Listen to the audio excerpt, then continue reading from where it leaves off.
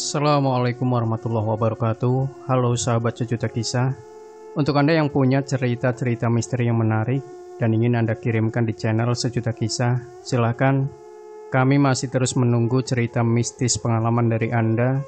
Bisa kirim via email yang sudah kami cantumkan di deskripsi maupun lewat WA admin. Dan kalau Anda malas mengetik, boleh gunakan voice note, durasi bebas, boleh 1, 2, 3 jam dan seterusnya. Ditunggu cerita pengalaman mistis Anda dari sekarang. Dan untuk kesempatan kali ini kami akan berbagi sebuah kisah misteri yang berjudul Menikah dengan Lelembut. Semoga kita nggak perlu lama tinggal di sini, kata istriku ketika kami berjalan menuruni jalanan menuju rumah yang ibuku pinjamkan kepada kami. Amin. Kita usaha terus, pasti ada jalannya punya rumah sendiri, jawabku sambil menggendong tas besar di pundak. Perjalanan kami menuju rumah itu cukup panjang, melalui 2 turunan dengan pemandangan kebun dan sawah. Dari jalan utama, kami menempuh 15 menit dengan berjalan kaki, sampai akhirnya sampai rumah itu. Rumah itu terletak di tempat terpencil. Pemandangan sekitar begitu asri, dengan pohon-pohon besar mengelilinginya. Tapi ada keresahan-keresahan yang muncul. Bagaimana jika terjadi sesuatu dengan istriku? Siapa yang akan menolongnya? Sebab rumah itu jauh dari rumah penduduk lainnya. Tapi mau bagaimana lagi, kami tidak punya pilihan lain. Kami menikah dengan modal dengkul. Aku pun belum memiliki pekerjaan tetap. Ingin sekali aku pergi merantau ke Jakarta, tapi belum ada modal yang cukup. Untungnya ibuku dengan baik hati meminjamkan rumahnya kepada kami untuk ditinggali. Sementara pamanku juga berbaik hati memberikan pekerjaan di sebuah pasar. Itu adalah pilihan terbaik bagi kami suntuk saat ini. Konon, ini rumah warisan buyut yang belum sempat ditinggali, lantaran ibuku tinggal di rumah milik ayah. Rumah ini berdiri di sebidang tanah yang lumayan luas. Namun rumahnya sendiri berukuran cukup kecil. Bagian dalamnya hanya terdiri dari 1 ruang tamu dengan meja besi tua peninggalan zaman Orde Lama dan 2 kamar tidur di sisi kanan dan kiri. Di belakang terdapat dapur dan kamar mandi. Catnya dikombinasi warna hitam dan putih. Pintu utama merupakan 2 daun kaca disandingkan dengan 1 kaca yang besarnya sama di setiap sisinya. Aku dan istriku memilih kamar yang berada di sisi kanan ruang tamu. Alasannya, kamar itu memiliki jendela yang menghadap depan rumah, sehingga kita merasa udara akan lebih segar di sana. Berbeda dengan kamar belakang yang dingin dan lembab. Setelah meletakkan beberapa barang, istriku langsung ke dapur. Ia membuat teh hangat dengan beberapa teh tubruk dan gula yang kita bawa. Sementara aku membongkar tas dan menaruh pakaian lemari yang papanya sedikit berdebu. Semua perabotan tersedia di dalam rumah. Jadi kami hanya membawa baju dan beberapa barang pribadi. Seusai memasukkan pakaian, istriku masih di dapur. Ia kesulitan menyalakan api dari kayu bakar karena kondisi lantai yang masih tanah cukup lembab. Ya, seperti sebagian besar penduduk desa di sini, memang masih menggunakan kayu untuk memasak. Aku menunggu istriku sembari duduk-duduk di ruang tamu. Di sana aku merasakan suasana sejuk dan kesunyian panjang. Tidak lama kemudian aku tertidur dan larut dalam mimpi. Tiba-tiba, suara langkah kaki seseorang yang keluar dari kamarku membuatku terbangun. Mulanya aku mengira itu istriku, namun ternyata bukan. Perempuan itu berambut panjang. Sempat kulihat raut wajahnya masih sangat muda, wajahnya pribumi dan cukup cantik. "Kamu siapa? Kok ada di sini?" Aku bertanya kepadanya. Perempuan itu tidak menjawab, ia malah tersenyum dan berjalan ke arahku, lalu duduk tepat di sebelahku. Ia mencengkram lenganku dengan cukup erat. Hanya saja aku merasa ada yang janggal. Saat aku ingin melepaskan cengkramannya, rasanya begitu berat. Badanku terasa lunglai. Angin berhembus ke dalam ruang tamu, rambut perempuan itu berayun. Seketika itu, wewangian meruap. Aku tidak tahu pasti wangi apa, tapi aku seperti tidak asing dengan wewangian itu. Kembang melati. Jantungku berdebar cepat. Aku mulai dihinggapi ketakutan melihat kondisi sekitar menjadi gelap, seakan-akan hari sudah malam. Aku cemas, panik dan takut, namun perempuan itu masih memegangi lenganku. Dengan segala macam upaya, akhirnya aku bisa menggerakkan tanganku. Aku berusaha melepaskan tangan perempuan itu. Aku terkesiap saat tangannya menjadi terasa dingin dan kasar. Perasaanku kian tidak enak. Sialnya, aku tidak bisa berbuat apa-apa selain memanggil-manggil nama istriku. Ti, Siti, tolong Akang. Teriakku memanggil nama istriku, tapi aku tak mengerti betul saat itu suaraku benar keluar atau tidak. Sama sekali tidak ada jawaban. Aku mengulanginya beberapa kali lebih keras, namun tetap saja tidak ada jawaban. Sedangkan suasana di sekitarku semakin gelap. Kini aku tidak bisa melihat apa-apa lagi. Tangan perempuan itu kembali menguatkan cengkramannya di lenganku. Dengan sekuat tenaga aku memberontak, sampai pada akhirnya aku mampu melompat dari tempat duduk. Mataku terbuka, lalu kulihat sekeliling. Ternyata aku masih di ruang tamu. Matahari tampaknya juga masih bersinar di luar sana, dan istriku sudah berdiri di belakangku. Ia terkejut melihatku, sama terkejutnya denganku saat melihatnya. "Akang kenapa?" tanya istriku. Aku tersadar semuanya hanya mimpi gak enak. Jawabku sembari mengelap keringat dingin yang membuat kaosku basah. Aku sengaja berusaha menutupi rasa takutku. Aku tidak ingin istriku khawatir. "Mungkin Akang capek. Minum dulu tehnya," kata Siti menaruh segelas teh hangat di atas meja kaca. Segera kurai gelas itu lalu meneguknya. Siti menggeleng lalu masuk lagi ke dapur untuk menyiapkan makanan. Hari semakin gelap, sebentar lagi malam. Aku duduk lagi di kursi ruang tamu. Kutampar wajahku beberapa kali untuk menghilangkan rasa kantuk yang masih menggelayuti. Bagaimana bisa aku mengalami mimpi buruk di hari pertama tinggal di rumah ini? Semoga ini bukan pertanda buruk.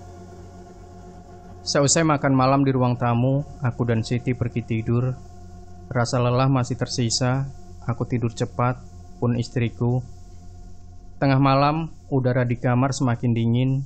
Hal itu membuatku terbangun. Terdengar suara kodok dan burung hantu yang nyaring memecah kesunyian malam. Tiba-tiba aku kebelet kencing. Kamar mandi cukup jauh berada di belakang, namun aku tidak lagi bisa menahannya. Dengan terhuyung-huyung aku pergi ke kamar mandi. Begitu kembali ke tempat tidur, aku mendengar suara piring dan sendok yang beradu. Aku terdiam sejenak sambil memastikan kalau aku tidak salah dengar. Benar saja, suara itu semakin jelas terdengar. Hati kecilku melarang untuk kembali ke belakang memeriksa dapur, jadi kubiarkan saja suara itu berlangsung selama beberapa saat. Namun ketenanganku kembali terusik ketika tiba-tiba pintu kamar terbuka dengan sendirinya. Jantungku berdegup kencang.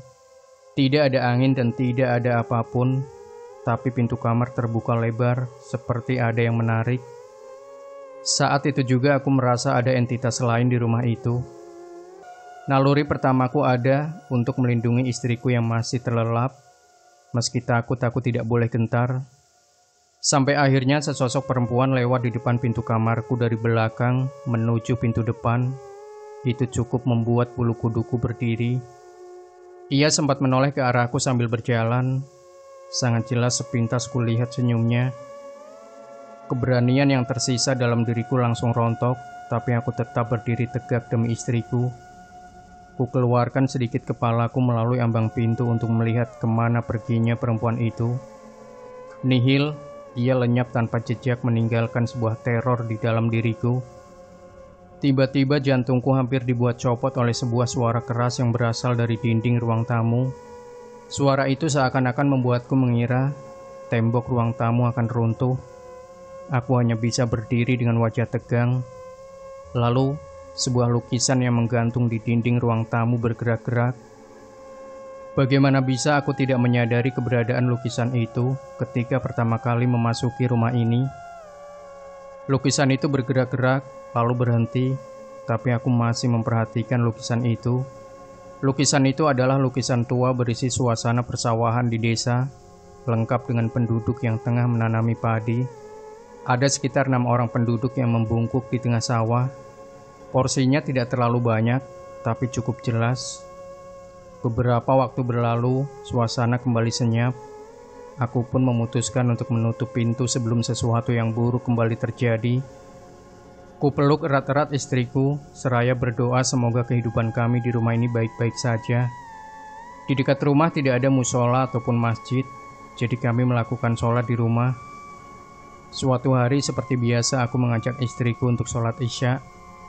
Kami segera bergegas ambil wudhu di kamar mandi. Aku buru-buru ambil air dan segera masuk karena udara dingin yang menusuk. Kami sholat di ruang tamu. Selama sholat pikiran tidak tenang karena merasa seperti diperhatikan oleh sepasang mata. Istriku juga merasakan hal yang sama.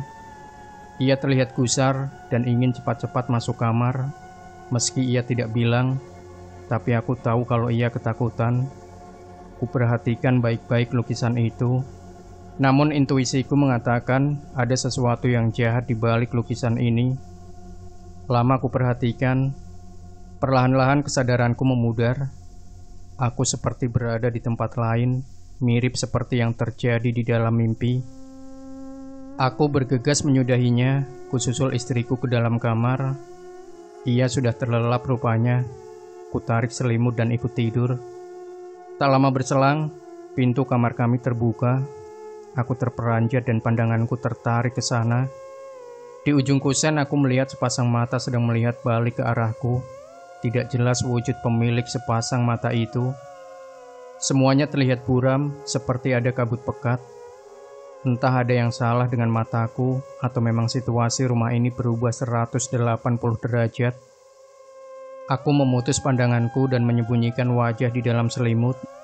Deru napasku membuat udara di dalam selimut jadi panas. Aku berdoa sebisaku, memohon perlindungan. Tapi ketika aku selesai berdoa, sepasang mata itu muncul di dalam selimut, tepatnya di sela-sela betisku. Aku berteriak sangat kencang. Siti terbangun. "Kenapa, Kang?" katanya ketakutan. Aku tidak bisa menjawab pertanyaannya. Aku sibuk menjinakkan jantungku. Aku tak berani bilang yang sesungguhnya. Takut Siti jadi takut. Jadi kukatakan aku mengalami mimpi buruk. Aku menyuruh Siti tidur, padahal sampai subuh aku terjaga. Dengan situasi diteror oleh sosok tak kasat mata, aku harus tetap menjalani kehidupanku. Pagi-pagi sekali aku pergi ke pasar untuk bekerja dan pulang malam hari. Lelah rasanya harus berjalan kaki setiap hari, tapi aku tidak pernah mengeluh kepada istriku. Seiring berjalannya waktu, sikap istriku mulai berubah. Tebakanku ia mulai kesepian tinggal di rumah itu.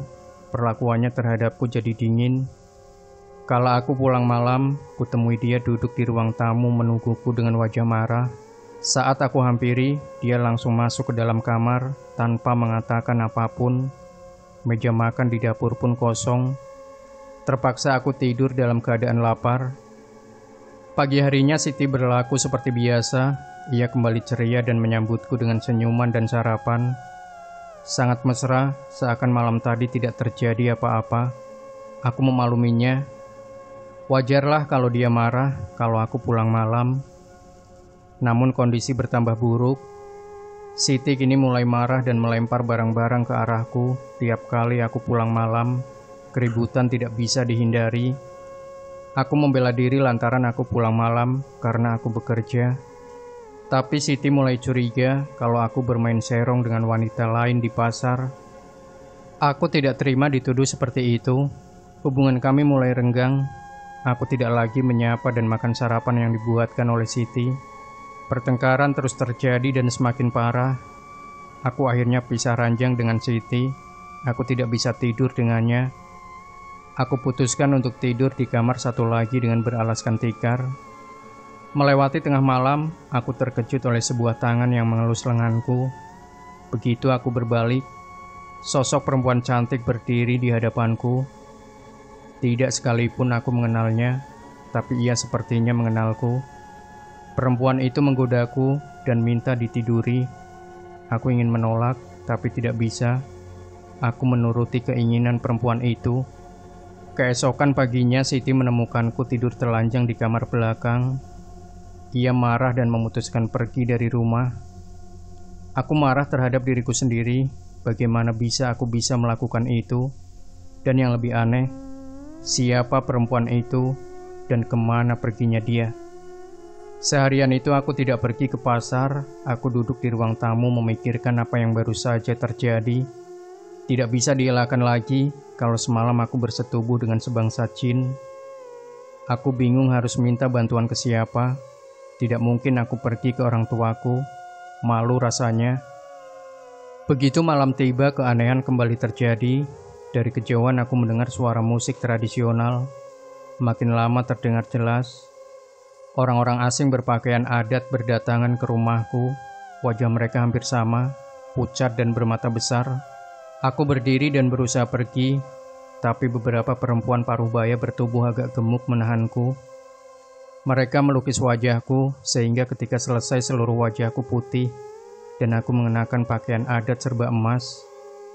Ruang tamu rumahku mendadak berubah menjadi pelaminan lengkap, dengan dekorasi serba emas dan tamu undangan.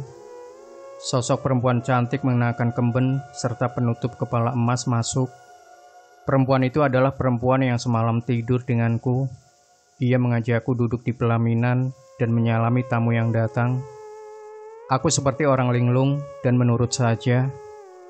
Para tamu makan sesajian dengan lahapnya, sementara aku tenggelam dalam cengkeraman perempuan misterius ini. Pesta berlangsung cukup lama, sampai akhirnya orang-orang membawa obor. Ada sekitar 6 orang.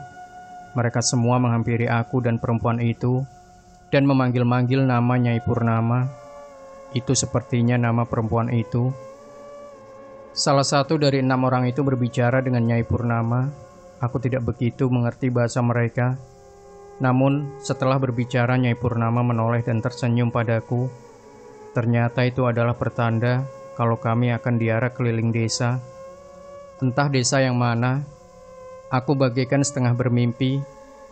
Kebun-kebun kosong dan hamparan sawah yang mengelilingi rumahku berubah jadi sebuah pedesaan lengkap dengan orang-orang desa yang menyambut arak-arakan kami.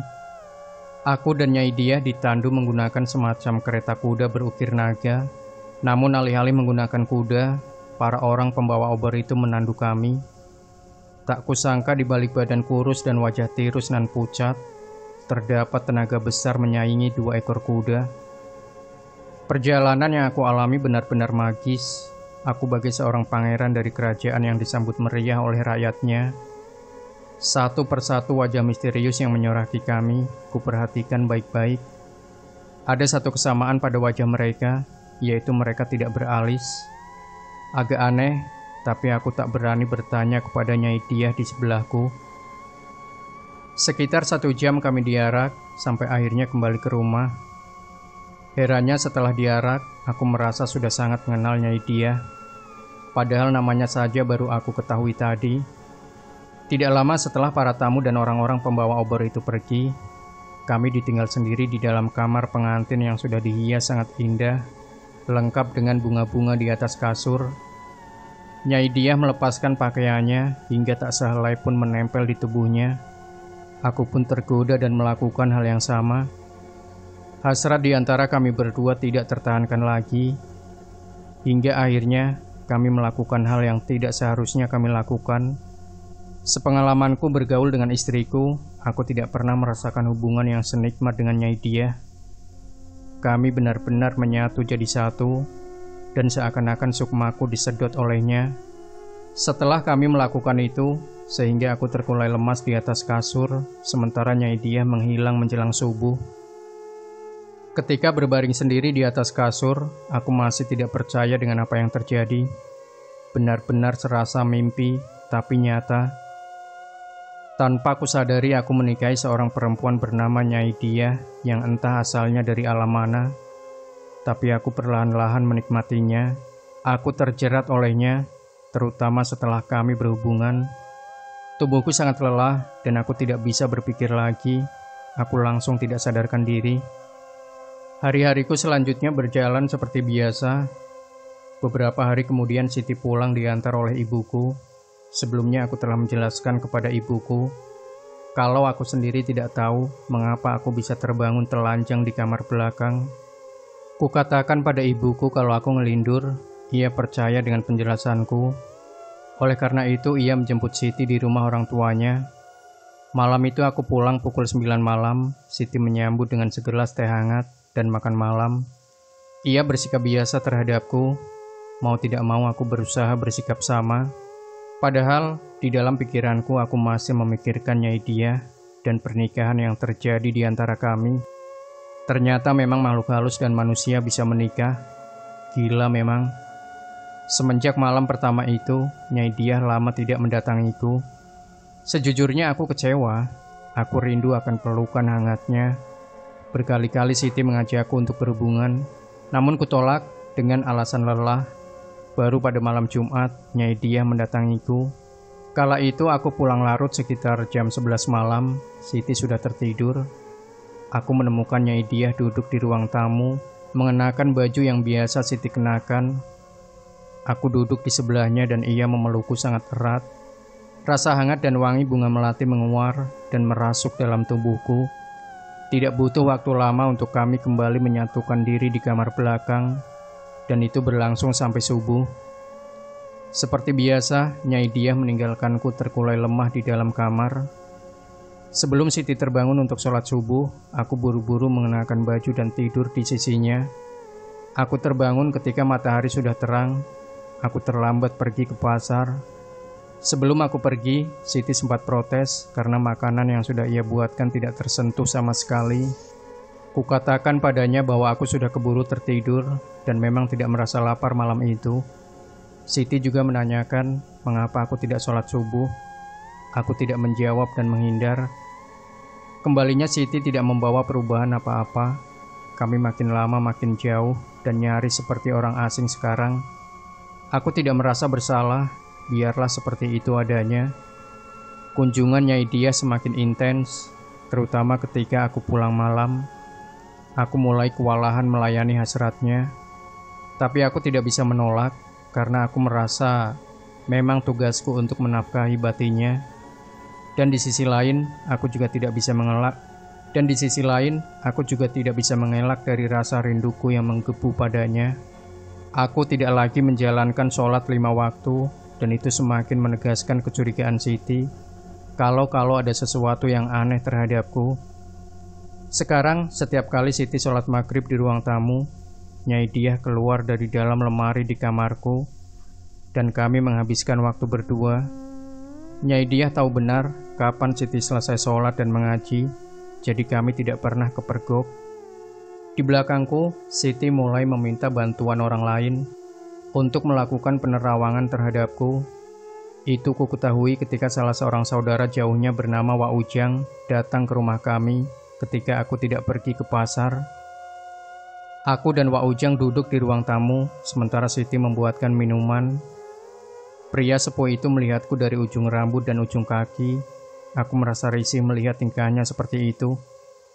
"Bagaimana kerjaan di pasar?" tanya Wak Ujang kepadaku. "Lancar-lancar aja, Wak," jawabku. Wak Ujang tertawa pelan. "Gimana uang untuk bekal ke Jakarta? Sudah kekumpul?" Aku terkejut ia menanyakan itu, seakan ia tahu bahwa aku sudah mulai berhenti menabung karena aku tidak ingin meninggalkan rumah itu. Aku tidak peduli ia akan percaya atau tidak, tapi aku mengatakan bahwa bekal sebentar lagi terkumpul. Jadi gak lama lagi berangkat ke Jakarta. Nada suara Wak Ujang penuh dengan keraguan. Secara misterius juga, ia seperti sedang membaca isi kepalaku. Aku mengelak habis-habisan di depan Wak Ujang. Aku tak tahu lagi mana benar mana salah. Yang penting aku menjawab segala pertanyaan Wak Ujang dengan senormal dan semeyakinkan mungkin. Perbincangan kami berakhir tidak jelas. Wak Ujang pamit begitu saja. Aku dan Siti mengantarnya pulang. Dalam hati aku berharap ia tidak kembali lagi. Orang tua Siti mendadak sakit, jadi aku ditinggal sendiri di rumah, sementara ia merawat orang tuanya di rumah. Siti adalah satu-satunya anak perempuan di keluarganya, jadi merawat orang tua sakit merupakan kewajiban yang tidak bisa ditampik. Kepergian Siti memerdekakan aku dan Nyai Diah. Kami benar-benar seperti sepasang suami istri sungguhan. Begitu pulang ke rumah, berbagai macam makan tersedia di atas meja makan, dan aku memakannya dengan lahap, dan dilanjutkan dengan berhubungan intim. Keesokan harinya itu terjadi lagi dan lagi, aku semakin kelelahan. Belum sempat mengembalikan stamina, aku harus melayani Nyai Diah. Energinya terkuras habis, sampai pada titik kemaluanku tidak lagi bisa berdiri, dan Nyai Diah tetap memaksa aku melayaninya seperti budak melayani majikannya. Di suatu titik kemaluanku sampai mengeluarkan darah, Nyai Diah meraung karena baginya hal itu adalah pertunjukan spektakuler. Situasi mulai normal ketika Siti pulang. Selama ada dia di rumah, Nyai Diah jarang mengunjungiku. Rupanya ia takut dengan keberadaan Siti di rumah. Sekembalinya ke rumah, Siti mengeluhkan mimpi buruk yang kerap ia alami. Ketika kutanya, ia bilang kalau di dalam mimpi ia seperti didatangi oleh seorang laki-laki bertubuh besar dan berbulu lebat seperti sosok genderuwo. Di dalam mimpi, genderuwo itu hanya berdiri sampai menatap Siti dari halaman rumah. Sementara Siti berada di depan pintu. Siti mengatakan kalau sosok genderuwo itu ingin masuk, tapi terhalang oleh kehadiran Siti. Mimpi buruk itu membuat Siti semakin giat menjalankan sholat. Ia pun tidak pernah absen untuk berdoa agar kami selalu selamat dari mara bahaya. Aku ingin menemaninya sholat, tapi aku tidak bisa. Aku terganjal sesuatu. Padahal Siti sudah berulang kali mengajak, tapi aku terus menolak. Sesuatu yang mengejutkan terjadi. Aku menemukan Nyai Diah duduk di ruang tamu bersama sosok makhluk besar berbulu dan bermata merah, persis seperti sosok yang ada di dalam mimpi Siti. Aku duduk di hadapan mereka dengan wajah penuh kengerian. Sekujur tubuhku terasa dingin. "Dia adalah buah hati kita," kata Nyai Diah. Aku kaget dan tidak terima. Bagaimana makhluk mengerikan itu adalah anakku? Aku terpekik pelan dan lari masuk meninggalkan mereka. Di dalam kamar, Siti sudah terlelap, namun tangannya masih memegang tasbih. Aku berbaring di sebelahnya. Rasa dingin di tubuhku sedikit demi sedikit hilang. Tapi dari ruang tamu terdengar suara auman kencang sebanyak 3 kali. Aku membaca auman itu sebagai sebuah panggilan dari makhluk itu untukku. Dan setelah auman ketiga, samar-samar aku mendengar makhluk itu memanggilku Bapak. Aku menutup kedua telingaku, aku tidak mau dengar. Aku mengutuk diriku sendiri, apa yang telah aku lakukan. Tanpa aku sadari aku telah bersekutu dengan makhluk halus hingga melahirkan anak dari bangsa genderuwo. Mimpi buruk Siti terus berlangsung dan berubah menjadi sebuah teror. Tapi Siti sama sekali tidak gentar. Di dalam mimpinya berkali-kali makhluk itu ingin masuk ke dalam rumah, tapi ia tidak mundur sedikit pun. "Kalau aku takut, maka rumah tangga kita jadi taruhannya," kata Siti kepadaku. Aku tidak berani memberikan reaksi apa-apa. Soalnya sosok yang ia perangi di dalam mimpi adalah anak gaibku. Muncul niatan untuk memberitahu Siti, orang tuaku, semua yang terjadi. Tapi Nyai Diah mengancam bahwa ia akan membunuh istriku bila aku melakukan itu. Nyai Diah tidak main-main. Orang-orang pembawa obor yang menemaninya kala mendatangiku adalah garansinya. Aku berada di dalam pusara besar. Aku ingin minta tolong, tapi tidak bisa. Sedangkan jiwa dan rumah tanggaku berada di ujung tanduk. Nyai Diah memaksaku untuk pindah ke alamnya dan merawat anak kami bersama. Tidak mungkin aku menyetujuinya. Mendengar penolakanku, Nyai Diah bilang kalau dia akan selalu mendatangi tiap malam sampai aku setuju untuk ikut dan membina keluarga di alam gaib. Pekerjaanku di pasar mulai berantakan. Tiap siang aku sering kepergok tidur di sela-sela kardus karena malam harinya aku kurang tidur. Aku memikirkan bagaimana nasibku ke depannya. Siti pun mulai khawatir dengan kondisiku, tapi ia tidak berani mengkonfrontasi langsung. Pada malam hari, Nyai Diah memanggil namaku. Tak sekalipun ku jawab panggilan itu. Mungkin itu membuatnya kesal. Dia kemudian memindahkanku dari kamar depan ke kamar belakang ketika aku sedang tidur. Aku terbangun karena ada seseorang membelai rambutku, dan itu adalah Nyai Dia. Aku ketakutan melihatnya. Ia tidak marah atas ekspresiku, dia malah sedih. Ia mengatakan bahwa ia ingin merawatku dan menjadikanku raja. Kalau perlu ia bisa mendatangkan harta agar aku bisa kaya raya, asal aku mau ikut tinggal di alamnya. Lalu bagaimana saya bisa menikmati harta itu jika tinggal di alam kamu? Tanyaku. Kamu tidak perlu berada di alamku selama 24 jam. Kamu masih bisa berbagi waktu dengan alammu, kata Nyai Dia. Bagus kalau begitu. Aku hampir menyetujuinya, namun kemudian Nyai Dia mengatakan aku harus meninggalkan Siti. Ia tidak menginginkan aku bersama perempuan lain. Itu membuatku mengurungkan niat untuk berucap setuju. Biar bagaimanapun, cintaku terhadap Siti masih ada dan aku tidak bisa meninggalkannya. Nyai Dia meyakinkanku kalau ia bisa memberikan semua yang aku inginkan, lebih dari Siti. Di ambang kebingungan, Nyai Dia menarik tubuhku. Ia mengajakku untuk pergi ke alamnya. Dia ingin menunjukkan istananya di alam sana. Aku tidak berontak ketika Nyai Dia menuntunku keluar kamar dan menyusuri jalan setapak yang diterangi obor. Malam begitu pekat, aku tidak bisa melihat apa-apa lagi selain jalan setapak ini. Namun sepanjang perjalanan, aku merasa sedang menaiki sebuah tanjakan panjang. Tidak lama setelah itu, sebuah rumah bak istana menyeruak dari kegelapan. Di halamannya manusia obor telah menunggu kami. Begitu sampai mereka menuntun ke ruang tamu, seluruh perabotannya berwarna emas, mirip dengan di pesta pernikahan kami. Di ruang tamu telah menunggu seorang anak pemuda berwajah rupawan yang sepintas mirip denganku. Apakah ini... Ya, dia anak kita, kata Nyai Dia. Pemuda itu tidak seperti yang ada di dalam mimpi Siti. Ia bukan makhluk berbulu dan bertubuh tegap yang meraung-raung seperti singa. Ia adalah pemuda tampan ramah senyum. Walau secara logis, aku tidak mungkin memiliki anak seumuran itu. Tapi aku menerima kehadirannya. Kami bertiga duduk dan berbincang, sementara para abdi berkeliaran menyediakan makanan dan minuman untuk kami. Suasana menjadi hangat dan imanku mulai goyah. Memang sudah jalan hidupku memiliki keluarga seperti ini. Lagian aku juga bisa kaya raya dan tidak perlu lagi khawatir akan masa depanku. Aku tinggal duduk berpangku tangan, sementara aku terus-menerus semakin kaya. Kukatakan kepada Nyai Dia kalau aku mulai berniat untuk menuruti permintaannya, selama ia bisa memastikan aku kaya raya. Nyai Dia meyakinkanku, kamu bisa mendapatkan harta sebanyak yang kamu mau, tapi ada syaratnya, kata Nyai Dia. Apa? Kamu harus menyediakan 1 jiwa manusia tiap tahunnya sebagai tumbal. Aku tersentak kaget, tidak mungkin aku melakukan itu.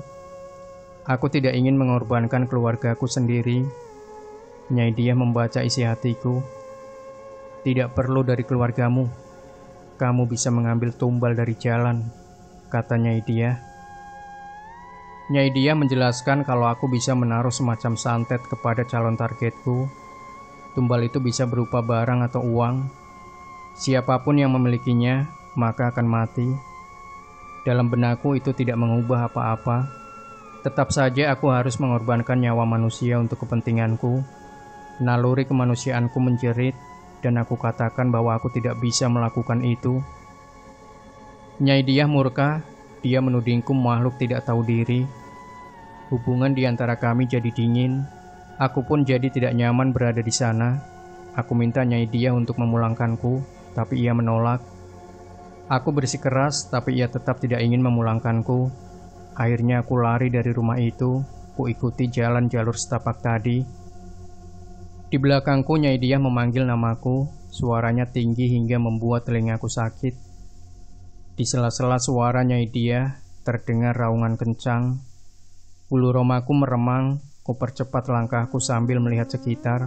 Masih gelap. Tidak ada tanda-tanda rumahku. Aku berdoa di dalam hati agar aku bisa kembali ke rumah. Nafasku tersengal-sengal. kakiku mulai sakit, tapi rumahku belum terlihat. Aku memutuskan untuk berlari sekencang-kencangnya, sebab suara Nyai Dia sudah terdengar dekat di belakangku. Aku berlari dan berlari sampai kakiku mulai goyah. Tidak lama lagi, mungkin aku akan tersungkur, tapi aku tidak menyerah. Suara Nyai Dia makin dekat, sepertinya ia berada tepat di belakangku. Aku melompat sejauh mungkin, berharap bisa menghindari Nyai Dia. Aku mendarat di tanah merah, cahaya obor sudah hilang. Sedikit demi sedikit kuangkat wajahku, lega rasanya ketika aku kembali ke rumahku sendiri. Setelah kunjungan ke rumah Nyai Dia, Wak Ujang kembali menyambangi rumahku, wajahnya marah. Ia duduk dan menatapku tajam, ia tahu segalanya. Kunjunganku ke rumah Nyai Dia dan juga rumah tangga yang terjalin antara aku dan Nyai Dia. Ia menuduhku telah bersekutu dengan jin. Tentu aku tidak terima dengan perkataan itu. Kalau boleh jujur, pada awalnya aku juga tidak punya pilihan sama sekali. Biar bagaimanapun, aku masih hamba yang tahu mana yang benar dan salah. Aku menampik apa yang dituduhkan kepadaku. Wak Ujang memaki-makiku. Suaranya keras sekali sehingga Siti keluar kamarnya. "Ada apa, Wak?" tanya Siti. "Suami kamu sudah melakukan kesalahan fatal. Semoga dia segera tobat," kata Wak Ujang. Siti kebingungan, ia bukan tipe istri yang suka menguping pembicaraan orang. Jadi sampai detik itu, ia tidak tahu apa-apa. Wak Ujang hampir saja membeberkan semuanya kepada Siti. Namun rasa ibanya terhadap Siti menahannya untuk buka suara. Alih-alih bicara kepada Siti, ia malah menarikku keluar rumah. "Kamu harus cepat-cepat mengakhiri semuanya. Dia itu sesungguhnya menginginkan nyawa kamu dan istrimu," kata Wak Ujang di beranda rumah kami. Aku tidak sepenuhnya percaya dengan ucapan Wak Ujang. Mana mungkin Nyai Dia ingin membunuhku. Ia amat mencintaiku, sampai-sampai menginginkan aku untuk bersatu dengannya di alamnya. Wak Ujang pulang dengan kekesalan yang memuncah, tapi aku tidak peduli. Tidak bisa dipungkiri kalau aku mencintai juga Nyai Dia, jadi tidak mungkin aku mengakhiri semuanya. Lalu bagaimana dengan Siti? Aku juga mencintainya, dan kami tidak akan terpisahkan. Malahan rencanaku adalah merayu Nyai Dia untuk tetap membiarkanku bersama Siti, sementara hubungan kami tetap berjalan, dan kiranya ia mau memberikanku harta yang dijanjikan agar aku dan Siti dapat hidup bahagia. Selang beberapa malam, Nyai Dia kembali datang ke rumah. Kami berdua bermesraan di kamar belakang. Tidak lama kemudian, ia menagih nafkah batin. Aku sempat menolaknya karena terakhir kali kami melakukannya, darah masih keluar dari kemaluanku. Tapi Nyai Dia tidak mengindahkan penolakanku. Ia membuka baju dan meraba-raba tubuhku hingga akhirnya kami melakukannya juga. Hal itu berlangsung cukup lama. Nyai Dia tidak seperti biasanya. Tubuhku sama sekali tidak ia lepaskan. Berkali-kali ia cium bibirku sambil menyedot nafasku.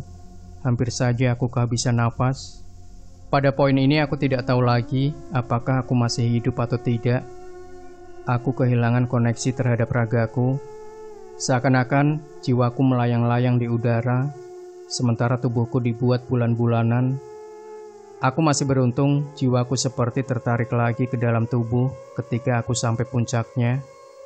Aku terkulai lemah dan Nyai Dia berbaring di sebelahku. Ia tersenyum puas. Sebelum kembali menghilang, Nyai Dia sempat bilang kalau ia tahu kalau ada seseorang yang ingin memisahkan aku dengan dia. Saat itu juga aku langsung tahu kalau yang dimaksud adalah Wak Ujang. Ia bilang kalau orang itu masih bersikeras, maka ia akan berhadapan dengannya langsung. Bola mata Nyai Dia menyala merah ketika mengatakan itu. Tidak lama kemudian ia menghilang. Siti juga sempat menanyakan apa yang terjadi antara aku dan Wak Ujang, sampai-sampai Wak Ujang marah-marah. Kukatakan kepadanya, itu hanya masalah sepele saja. Siti tidak puas dengan jawabanku, tapi ia tidak berani protes. Soalnya Wak Ujang itu jarang marah-marah. Kalau sampai marah, berarti dia tahu ada sesuatu yang mengancam. Dia kan punya ilmu batin juga, kata Siti. Kabar duka datang dari Wak Ujang, putrinya yang sedang mengandung 3 bulan keguguran di dekat sumur.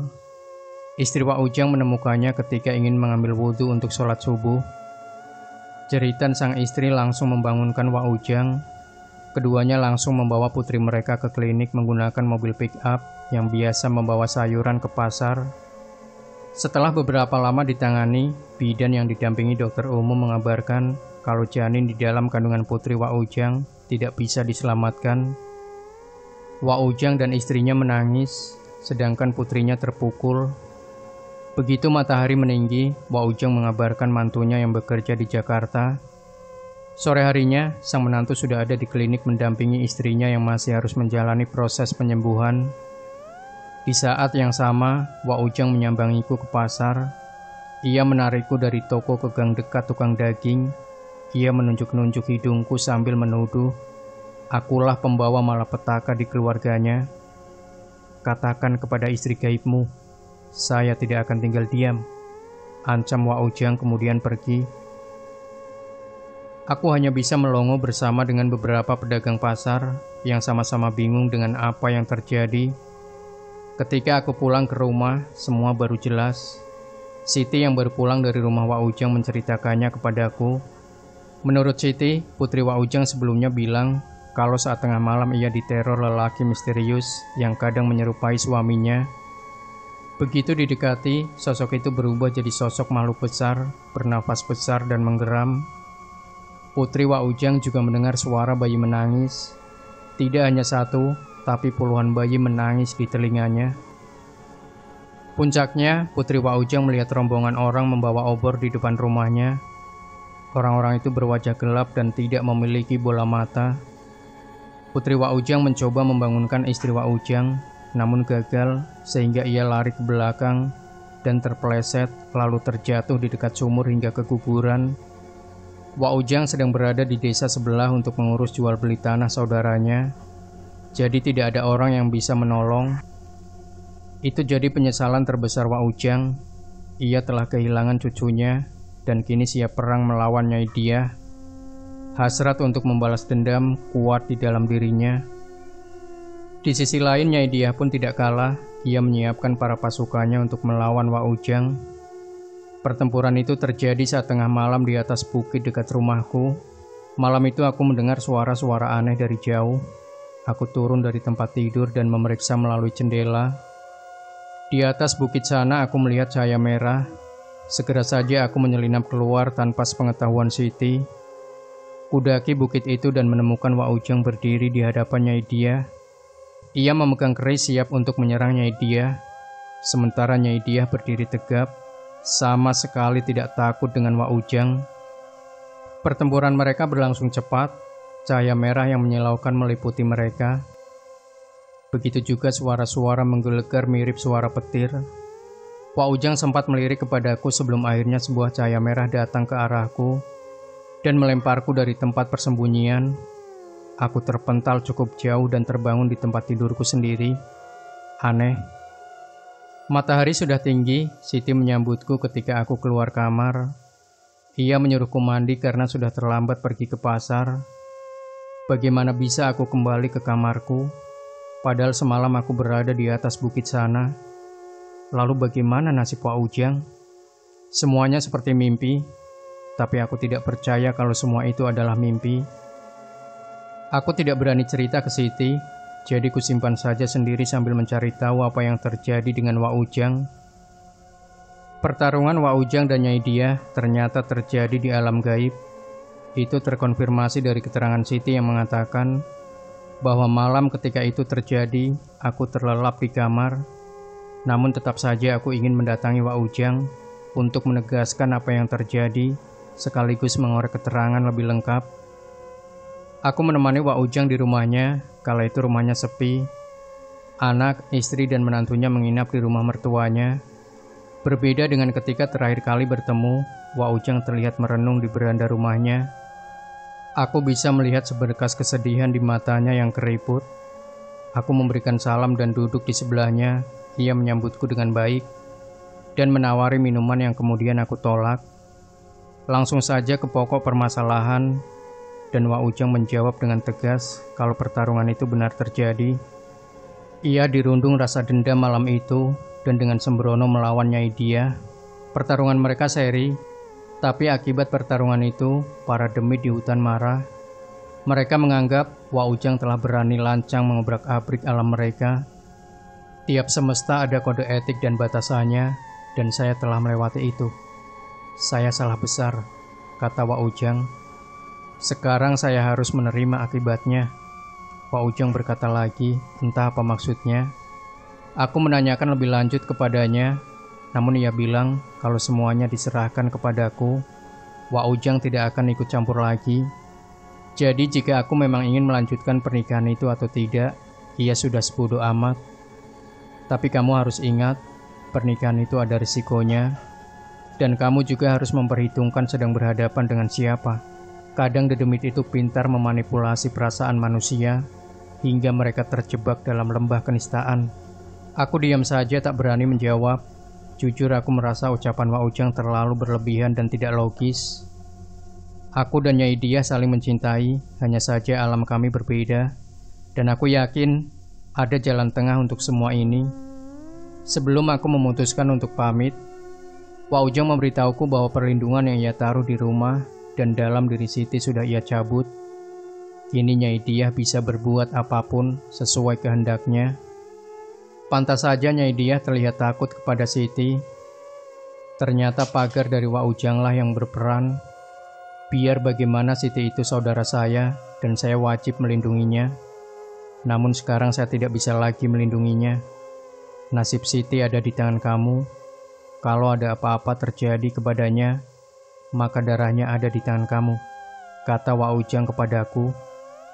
Aku tidak terlalu ambil pusing dan cepat-cepat meninggalkan rumah Wak Ujang. Begitu sampai di rumah, aku disambut Siti dan kami makan siang bersama. Siti mengatakan bahwa pagi ini ia merasa punggungnya berat dan ada yang aneh dengan organ kewanitaannya. Ketika aku tanya lebih lanjut, ia mengatakan bahwa kemaluannya terasa panas, seperti terkena sambal. Berulang kali ia mencucinya, tapi tetap saja tidak hilang. Anehnya, rasa panas itu hilang tiba-tiba. Aku katakan kepada Siti bahwa bisa saja itu lantaran ia lupa cuci tangan setelah masak. Dan biasanya memang panas terkena cabai itu lama hilangnya, jadi tidak perlu khawatir. Siti pun paham dan tidak lagi mengeluh padaku. Pada malam harinya Nyai Diah datang dengan rombongan manusia obor dan beberapa wajah asing. Ia mengatakan bahwa sekarang rumahku adalah rumahnya juga, dan para bawahannya akan menjaga kami berdua agar tidak ada lagi orang yang mengganggu. Aku mengangguk saja, dan malam itu kami berhubungan lagi. Lama sekali, dan setelah selesai, giliran hidungku yang mengeluarkan darah segar. Suasana rumahku berubah total. Udara yang tadinya segar dan sejuk, lantaran berada di tengah hutan dan persawahan, kini jadi panas dan pengap, seperti kamar tak berjendela. Aku pun jadi tidak nyaman tinggal di dalamnya, tapi aku tidak bisa meninggalkannya. Tiap kali aku meninggalkan rumah untuk bekerja di pasar, tubuhku mendadak lemas, kepala pusing dan pundak berat. Anehnya, semuanya hilang begitu aku sampai di rumah. Lantaran kondisi itu aku kerap izin pulang pada siang hari, dan lama-kelamaan bosku di pasar menyuruhku istirahat saja dan tidak perlu masuk. Wajahnya tak enak begitu mengatakan itu. Sepertinya ia kesal karena aku mulai sakit-sakitan dan kerja tak becus. Mau bagaimana lagi, aku pun tak kuat berlama-lama di luar rumah. Sekarang tiap malam aku harus melayani Nyai Diah di atas ranjang. Rasa nikmatnya sudah hilang, kini hanya tinggal siksaannya. Selain tubuhku yang memburuk kondisinya, Siti pun mendapatkan serangan gaib. Secara tiba-tiba, tiap malam kemaluannya terasa panas seperti tersiram air cabai. Dan makin hari makin memburuk. Ia sampai menangis saking tidak kuat menahan rasanya. Hatiku remuk melihat Siti menangis. Benar-benar tak sampai hati aku melihatnya demikian. Ia adalah perempuan yang sangat aku cintai, dan kini ia menderita.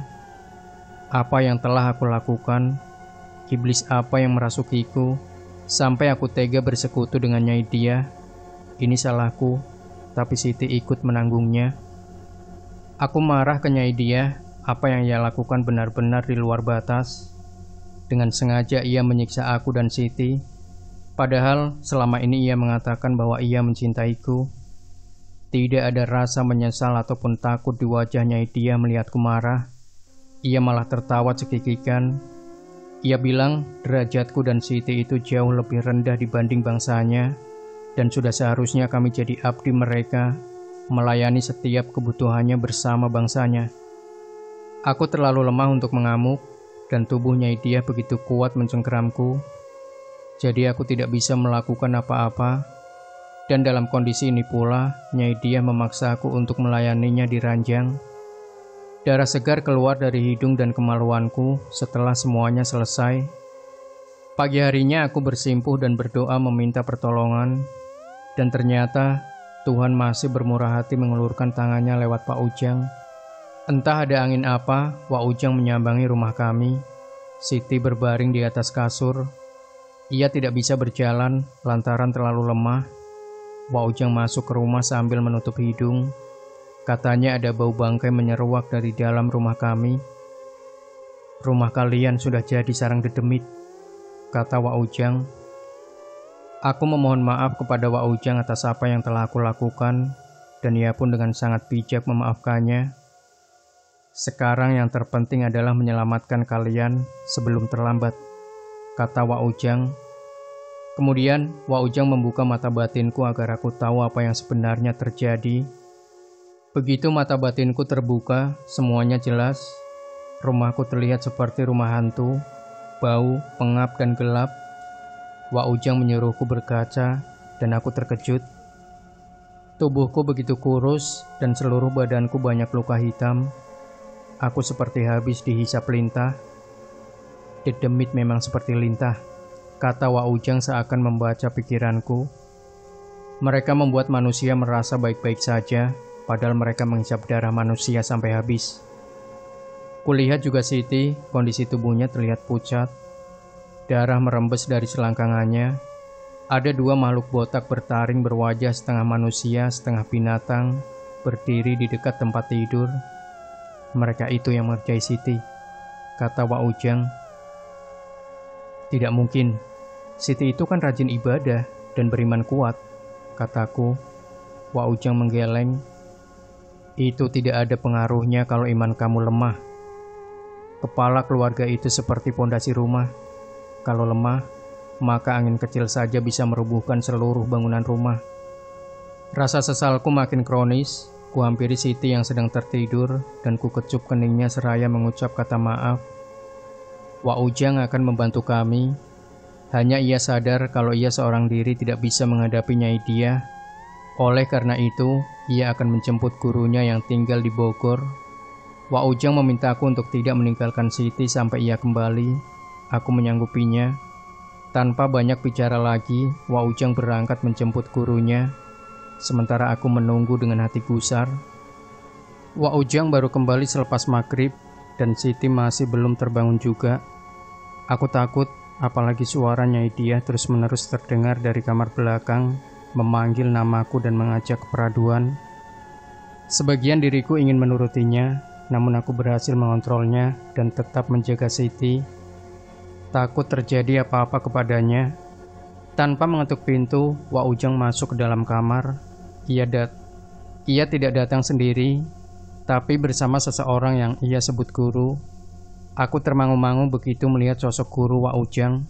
Sosok ini jauh dari perkiraanku sebelumnya. Aku kira sosok guru Wak Ujang merupakan sosok sepuh dengan uban di kepala. Tapi justru seorang pria berusia sekitar 40 tahunan, lebih muda dari Wak Ujang. Ia memperkenalkan diri dengan nama Funta. Tingginya sekitar 2 meter, berbadan kurus dan rambut lurus bergelombang. Funta berkata kepadaku kalau ia salut kepadaku, karena aku berani mengambil keputusan untuk lepas dari Nyai Diah di saat yang tepat. Karena kalau terlambat, maka nyawaku dan Siti jadi taruhannya. Funta menyisir seluruh rumah termasuk kamar belakang. Saat ia ada di kamar belakang, terdengar suara gaduh yang keras. Kadang seperti barang jatuh, kadang seperti orang terbanting ke dinding. Aku dan Wak Ujang menunggu di kamar depan sampai Funta kembali. Anak buahnya sudah kabur, tapi pemimpinnya masih ada, kata Funta kepada kami. Funta pergi ke dapur dan kembali dengan 2 butir telur. Ia menyuruhku berbaring di sebelah Siti, sementara ia berdoa dan mengusapkan telur ke seluruh tubuhku. Funta meminta Wak Ujang untuk mengambil piring kecil. Di depan mataku ia memecahkan telur yang tadi diusapkan ke tubuhku. Dan di dalam telur tersebut terdapat jarum jahit berkarat dan segumpal rambut hitam. Saat itu juga rasa tidak enak yang menjangkiti tubuhku hilang, dan aku merasa lebih segar. Setelah itu, Funta melakukan hal yang sama. Namun telur yang dipakai untuk Siti berisi darah berbau busuk. Kata Funta, susu gaib di tubuhku dan Siti sudah luntur, dan kini kami sudah tidak lagi berada di bawah kendalinya. Sekarang tinggal menghadap langsung Nyai Dia. Untuk itu Funta memintaku untuk bersila di ruang tamu tepat di sebelahnya. Lalu ia memintaku untuk menutup mata, sementara Funta berdoa. Tidak lama dari situ, aku seperti terlempar dan mendarat tepat di depan rumah Nyai Dia. Funta mengajakku masuk ke dalam bersamanya. Ketika kami masuk, rumah itu kosong dan terasa kelam. Tapi tak lama kemudian, muncul 2 sosok makhluk berbulu dan berbadan besar. Salah satu dari mereka memanggil namaku. Aku mengenali suaranya. Dia adalah Nyai Dia dan anak gaib kami. Bulu romaku meremang begitu melihat wujud asli Nyai Dia yang menyerupai babi hutan bermata merah. Aku mengenalinya. Mata itu adalah yang mengintip dari pintu kamarku tempo hari. Nyai Dia membujukku untuk membantunya. Dia bilang anak hasil pernikahan kami membutuhkanku. Funta menepi semuanya. Dia bilang sosok itu bukanlah anakku, melainkan dedemit yang digunakan untuk memancingku. Manusia dan dedemit tidak akan pernah bersatu, apalagi memiliki anak. Kalian itu lebih rendah dari manusia, kata Funta. Mendengar itu Nyai Dia menggeram hendak menyerang kami. Funta menyuruhku berdiri di belakangnya, tepat sebelum Nyai Dia benar-benar menyerang kami. Aku menutup mata, nyali langsung ciut saat itu juga. Entah apa yang terjadi, tapi aku merasa di sekelilingku ada angin beliung. Aku sampai berpegangan ke Funta karena angin kencang itu mulai menyapu tubuhku. Meskipun begitu, Funta tidak berhenti merapalkan doa dengan suara kencang. Suara raungan saut menyaut dan keadaan semakin kacau. Aku takut membayangkan apa yang akan terjadi selanjutnya. Suasana lepas kendali, bumi di bawah kakiku berguncang hebat. Suara Nyai Dia berulang-ulang kali terdengar meminta ampun. Teriakannya memekakan telinga hingga membuat kepalaku pusing. Ada perasaan aneh yang menyeruak dari dalam tubuhku. Aku merasa seakan nyawaku sedang berusaha dicabut. Aku jatuh berlutut, tapi tanganku tetap memegang tubuh Funta. Ia berteriak agar aku tidak melepaskan peganganku. Kalau kau lepas, kau tidak akan bisa kembali ke ragamu, teriak Funta. Aku membuka mata sedikit. Ternyata kami dikelilingi oleh manusia obor. Mereka mencoba meraih tubuh kami, namun gagal. Ada sebuah pelindung tak kasat mata di sekitar kami, sedangkan Nyai Dia berdiri tepat di depan Funta. Mata merahnya melotot ke arah Funta. Lidah panjangnya menjuntai, dan aku kembali menutup mata, sebab tak kuat melihatnya. Funta pun berkata kepadaku untuk tidak membuka mata lagi. Kondisi itu terus berlangsung selama beberapa detik, sampai akhirnya semua mendadak hening. Tanganku tak lagi memegang tubuh Funta. Saat kubuka mata, ternyata aku sudah ada di ruang tamu. Di sebelahku Funta muntah darah, aku dan Wak Ujang menolongnya. Saya tidak apa-apa. Nanti juga sembuh sendiri, kata Funta. Setelah itu rumahku kembali lagi seperti semula. Udara dingin masuk dari depan menyapu keningku. Lega rasanya semuanya berakhir. Aku pun bahagia begitu melihat Siti terbangun dengan wajah berseri-seri. Aku memeluknya dan meminta maaf atas apa yang sudah kulakukan. Siti berbesar hati memaafkanku. Malam itu, Wak Ujang dan Funta bermalam di rumahku. Mereka tidur di kamar belakang. Esoknya Funta mengajakku bicara, ia lalu mengajakku mengunjungi rumah asli dari Nyai Diah. Awalnya aku ragu, tapi akhirnya aku setuju. Kami lalu berjalan menaiki bukit yang tidak terlalu jauh dari rumahku. Jalannya cukup terjal. Beberapa kali kami harus menerabas ilalang. Begitu sampai di atas bukit, aku tercengang. Di hadapanku terhampar ratusan kuburan tua. Sebagian besar sudah tidak memiliki nisan. Funta mengatakan pemakaman ini merupakan makam para sesepuh desa setempat. Ia juga menunjukkan sebuah kuburan tanpa nisan yang berada di pojok. Kuburan itu berada dekat sebuah pohon besar. Funta bilang itu adalah kuburan Nyai Diah. Konon semasa hidup, Nyai Diah adalah seorang dukun teluh. Jasanya sering dipakai warga desa untuk berbuat jahat, atas membalas dendam orang yang mereka tidak sukai. Sampai akhirnya Nyai Diah sendiri dibunuh oleh warga desa yang sakit hati karena orang tuanya dikirimkan teluh sampai mati. Nyai Diah ditemukan tergeletak di dekat sumur rumahnya. Tidak ada warga desa yang mau menguburkannya. Namun jasad Nyai Diah akhirnya dikuburkan tanpa nisan dan tanpa selamatan oleh warga karena terpaksa. Tidak heran jika Nyai Diah merupakan dedemit paling berpengaruh di sana. Dan semenjak aku pindah ke rumah itu, ia sudah menaruh hati kepadaku. Alasan utamanya adalah ia ingin menjadikanku abdinya dan menahanku di alamnya. Nyai Diah juga berencana membunuh Siti secara perlahan. Rasa cinta yang timbul di hatiku juga tidak nyata, itu hanya sugesti yang diembuskan kepadaku. Perasaan itu membutakan mata hatiku, sampai akhirnya aku menyerahkan seluruhnya kepada Nyai Diah. Sampai kapanpun manusia tidak akan bisa bersatu dengan dedemit. Derajat kita lebih mulia daripada mereka, kata Funta padaku ketika kami memperhatikan kuburan Nyai Diah. Setelah lama di sana, kami berdua pulang ke rumah untuk makan siang. Sebelum Wak Ujang dan Funta meninggalkan rumah kami, aku dan Siti tidak lupa mengucapkan terima kasih atas bantuan mereka. Mungkin kami tidak akan pernah bisa membalasnya. 2 bulan setelah kepergian Funta, aku dan Siti meninggalkan rumah itu untuk merantau ke Jakarta. Kami tidak membawa banyak uang, tapi kami memiliki tekad kuat untuk memulai hidup baru. Demikian sahabat Sejuta Kisah, jangan lupa berikan komentar Anda, like, share video ini, subscribe channel Sejuta Kisah, dan kembali nantikan cerita-cerita misteri terbaru dari kami. Wassalamualaikum warahmatullahi wabarakatuh.